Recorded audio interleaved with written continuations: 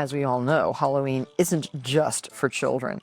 If you're having a grown-up party, here's a dark and mysterious cocktail. It's made with cassis and blackcurrant nectar. If you haven't seen blackcurrant nectar, well, it is a delectable drink. All these nectars, they're all delicious. They're a little on the sweet side, but when you finish making the punch, you'll want a little bit of that sweet sugar. Fill an ice cube tray because you want an undiluted punch. And if you use ice cubes made out of one of the ingredients, you will not be diluting your drink. It takes about 2 cups to fill an ice cube tray. Now get this right into the freezer and let it freeze until it's hard, at least 3 hours. So give yourself some time. We have some already frozen. Oh, and it's beautiful and syrupy. And this will just let sit out. We're going to get it right into our punch bowl. In a medium saucepan, combine 4 cups more of this lovely blackcurrant nectar. Blackcurrants are black berries. They are related to red currants and to white currants. They're very pungent, and they are the basis for something called cassis, which is a French or European liqueur made out of black currants. And it is often added in cocktails like a wonderful Kir Royale, if a little bit of cassis in champagne, or just a Kir, which is cassis in white wine. We want 8 fresh sage leaves. Very important that they be fresh. That's 4, 8. And 2 sticks, 2 big fat sticks of cinnamon. Heat this up and simmer for 15 minutes. We already have one started. It's been sitting here on the stove, and what we want to do with it, it's really infused with the flavor of the sage and the cinnamon, is just strain it so that all the spices and the herbs are strained out. And this is what we're going to mix with the rest of our cocktail. Right in the punch bowl, you can combine this flavored nectar with 1 cup of cassis. This is that lovely, thick, syrupy cassis. So good. 1 cup. You can see that it's quite thick. 2 cups of sparkling cider.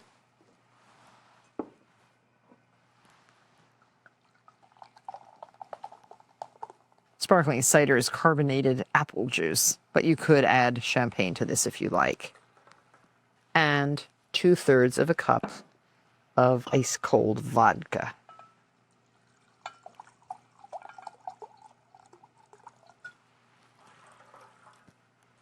And add some club soda.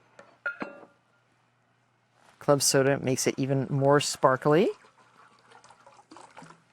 About 1 cup of club soda. And now release your ice cubes and let these fall right down into your punch. And you see what I mean about not diluting your punch? And as soon as it's very cold, take a sip. You'll certainly enjoy it. Spook all your friends with a cauldron of Halloween punch with black ice. What a great place to carve a pumpkin. And Michael Natiello is our expert carver. You can see the fantastic monsters behind us, a whole graveyard full of monsters. They're very effective. Thank you. They really are. Yeah. And Michael's going to show us how to carve a pumpkin. I'm doing a flying frog, and what are you doing? Doing a stationary frog. A stationary frog. And these, because we're taking away some of the flesh of the pumpkin and the hard skin, we're going to allow our lights to really kind of illuminate through the thin inner flesh of the pumpkin. Yeah, it'll look almost like a wood block print or linoleum block print. Yeah, that's a very wonderful look. Yeah, the deeper you go, the more light comes through, the brighter, brighter the line, the brighter that area. What is the best pumpkin to carve? Howdens or Connecticut field pumpkins, those are the best for their thickness of skin, their low sugar content. So they don't rot. They don't rot quickly, And when you're carving, it's important to make sure your tools are clean, your hands are clean, that you clean your pumpkin after you're done carving. Do you put anything on your carved pumpkin after you finish? If you're doing it on small scale, your home, you can dip it in a mild bleach solution or some kind of antibacterial solution to kill the germs and bacteria, let it dry, and then coat it, as you mentioned, with petroleum base or a Vaseline product, and that'll keep out bacteria, inhibit mold growth. So these are traditional wood block or linoleum block cutter tools. Correct. This is a great pumpkin scraper. Yep, these are great. These are good for wood carving, gouging, but chisels you can use. Chisels. I downloaded some templates from marthastewart.com. I scaled them to fit the size of the pumpkin using a copier and a larger. I used carbon paper to transfer the design onto the pumpkin. And then I went over the carbon with the Sharpie or a black permanent marker, just so I wouldn't smear the carbon, wash the carbon off so it wouldn't smudge on my hands. And start by going around the contour, the outside with the carver, by placing the carver almost parallel with the surface and giving it just a gentle pushing down a little deeper as you go. And try not to be overzealous. If you try to gouge too much out, it gets stuck. You can always go deeper, but you can't really add more back. So once I've established the shape, the contour, I clean up the inside. And if you wanted to, you could actually take some black paint and cover the areas that were left uncarved. And so it gives it that actual woodblock effect. Oh, I love that. But you can also create a silhouette. You could just scrape the back a bit, very thin, to almost a paper thin, and that'll allow a lot of light through. So if you want to try your hand at any of these amazing carving techniques, you can just go to our website at marthastewart.com and get lots and lots of instruction. Again, Michael, thanks. This is Thank you. fun. My pleasure. Pablo's going to help me make cupcakes today. There's so many different ways to decorate cupcakes with all the different Halloween candies.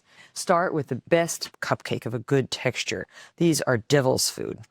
And you can make some ganache, nice chocolate frosting. Ganache is just a mixture of heavy cream and melted chocolate that's whipped and cooled to a nice spreading consistency. And if you like, you can dip the chocolate cupcake into chocolate dirt, because we're going to try to emulate the graveyard. And this is ground up chocolate wafers. On top of this, you can insert a tombstone cookie. Now, this is just shortbread with chocolate bits grated right into the shortbread mixture and baked in a tombstone shape. And we can decorate, let's decorate maybe with a cobweb. And you can say boo. Use orange and black and white frosting. And you can just make kind of a cobweb shape over the top and stick that right into your cupcake. Oh, another really fun thing to do is into the top of the cupcake, dig a little furrow, frost the cake with the chocolate,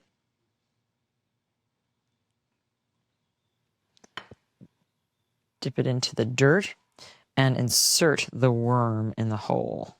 And remember the old joke, children. What's worse than finding a worm in your cupcake? A half a worm. And now, using a cream cheese frosting, because that too tastes awfully good, tinted in orange, you can make little sticks with scary images on them, bats and cats, by accessing this kind of imagery from your favorite book. This is a great book called Halloween in America, a collector's guide. And you can just Xerox some of these pages and cut out the color Xeroxes and paste them on stir sticks. But your children can draw favorite Halloween visions. All of these look great on Halloween cupcakes. Place the cupcakes on a candy corn lined tray. And one last idea, decorating cupcakes with string licorice. An E and an N. Added to this, a happy Halloween cupcake board with lots of gummy worms that I think anybody would enjoy receiving. Children seem to love all things creepy, crawly, slimy. Well, here's a fun way to indulge their passion. This Halloween, I'm going to use Jello and some inexpensive rubber snakes to decorate the candy bowl. See how it wiggles and jiggles? It's exactly the right thing to have. You can make this out of green Jello, yellow Jello, orange Jello, whatever you like. And they're kind of easy to make, but it takes a long time. First, you have to have nesting bowls, one slightly smaller than the other. And we have about an inch of space between the two bowls. And you have to make up your Jello. Jello, nothing could be easier than Jello. And this is lime Jello. And we have to add 2 cups of boiling water to 2 packages of Jello. So this will dissolve the Jello very nicely. You can buy these inexpensive rubber snakes at toy stores. You can get them in certain catalogs, and they're very cute. These come from Fun Express. A dozen costs only $4.80. Now add 2 cups of cold water. And now starts the actual building of the snake bowl. Place some snakes, whichever ones you really like, in the bottom. And now pour a little bit of your Jello to cover. And then put the other bowl on top. Now it's going to sit there. And to weight this down, put something heavy in the bowl. You can put a can of tomatoes or a can of juice, or I have this melon here and I'm just going to keep that here. Now, if you want, you can just take this to the refrigerator, chill it, let it stay just like that, and then add your other layers. Or you could attempt to do all of it at the same time by just adding your little squiggly snakes down the side of the bowl. Leave a few hanging over. People who hate snakes will really hate this bowl, which is exactly what you want to do on Halloween.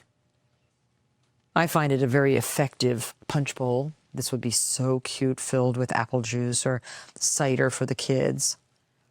And it's a little bit better in the light than out of the light. This looks pretty creepy and crawly. And now you can just pour the rest of your Jello carefully between the bowls.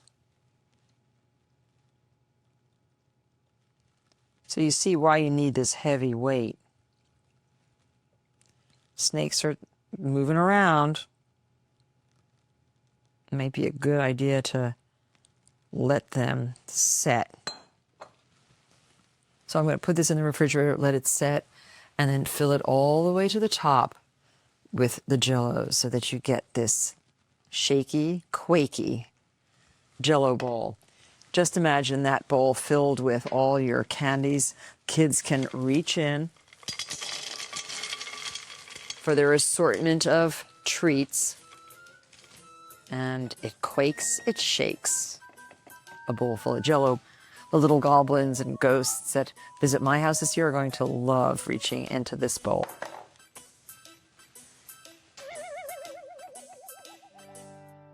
Remember those spicy iced cookies in the grocery store that always looked far more delicious than they ever tasted? Well, I'm going to show you how to make the real old-fashioned kind, the kind that is full of molasses and ginger, and the kind that fills your kitchen with the most amazing fragrance. These are pumpkin spice cookies, and you can bake them in any size you like. Make the perfect cookies for you and your children to decorate for Halloween. And these are so easy. Sift together 4 3/4 cups of all-purpose flour and add to this a half a teaspoon of baking powder, 2 tablespoons of baking soda, 3/4 of a teaspoon of salt, 2 teaspoons of cinnamon, and 1½ teaspoons of powdered ginger. Okay, now just sift these together. Notice I'm just using a great big sieve. And now cream together 3 sticks of unsalted butter, and this is at room temperature. Cream the butter with 1 3/4 cups of granulated sugar.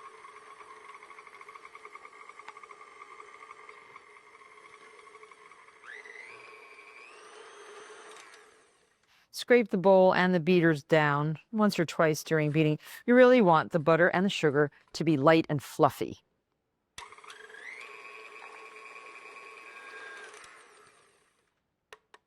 And now I'll add 1 egg. Beat it up a little bit.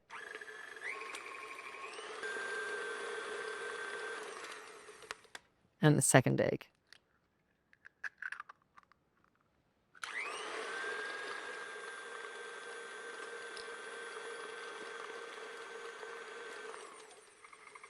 And 1 teaspoon of vanilla extract.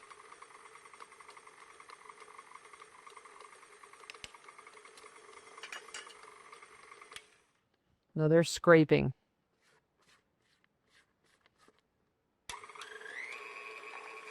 And add a 1/2 cup of dark molasses. It actually makes them chewy.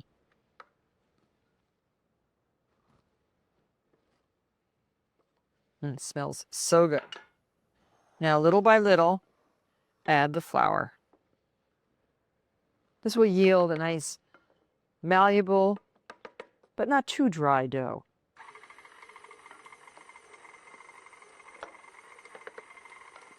The last bit of flour is in the bowl. Now, don't overbeat your dough. Just get all the dry ingredients incorporated into the batter. It looks beautiful. And there. And now we're going to divide this dough into 4 portions. And we're going to roll each portion into a log and chill it. And there. 4 portions. And we want to roll this into sort of even logs.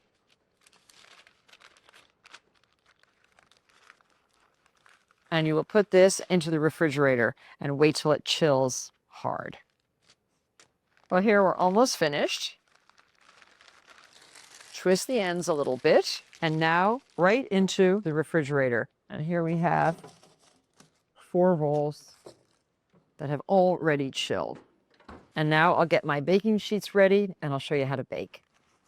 Well, our cookie sheets are lined with parchment paper. It makes cleanup and baking so easy. Here's our dough, all nicely chilled. Just unwrap it.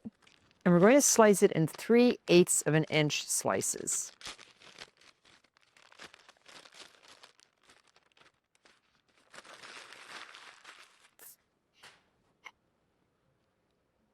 This goes very quickly. You can make an awful lot of cookies. Bake these at 350 degrees in a preheated oven for about 12 to 15 minutes. And while they're still cold, get them right into the oven.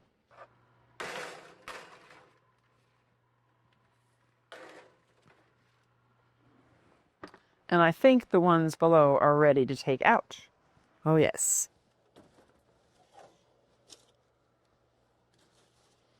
Oh, they look great.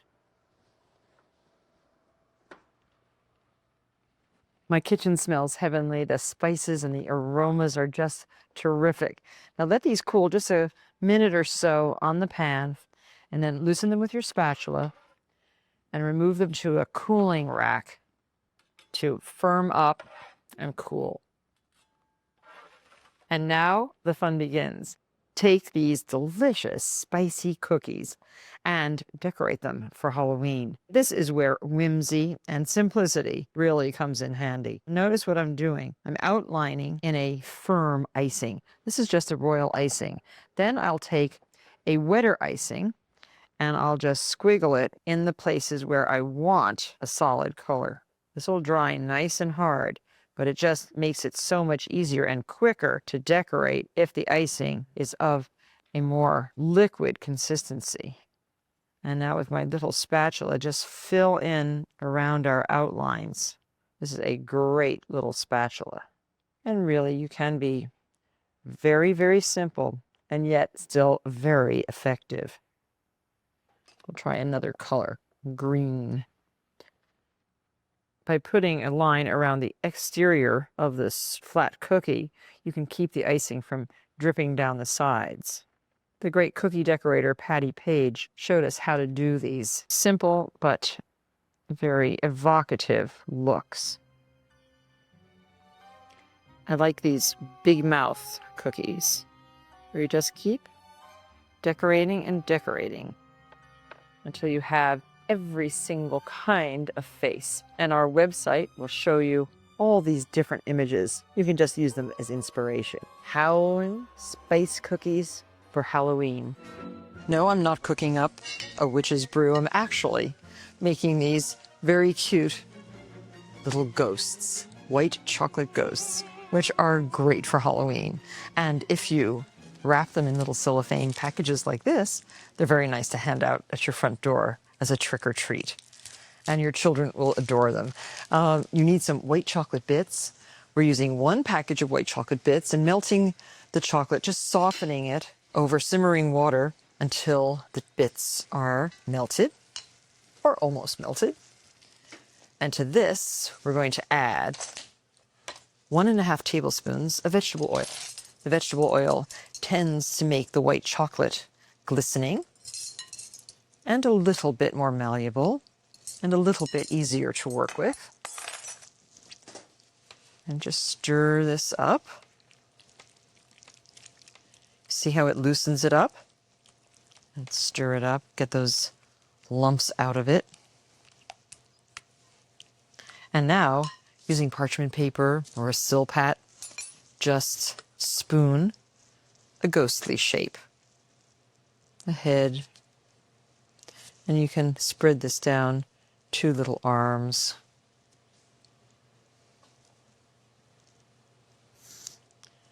And a tail. Using about, probably 1 heaping tablespoon of white chocolate. Place a lollipop stick. You can put a little bit more chocolate over the lollipop stick just so it hardens nicely and holds in. And you may get something that looks like a ghost or something that looks like a little airplane.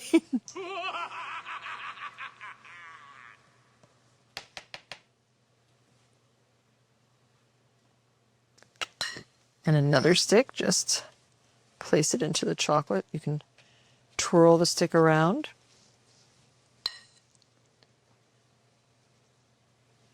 Now, I usually do all of this in this costume, of course. It's comfortable. It's appropriate.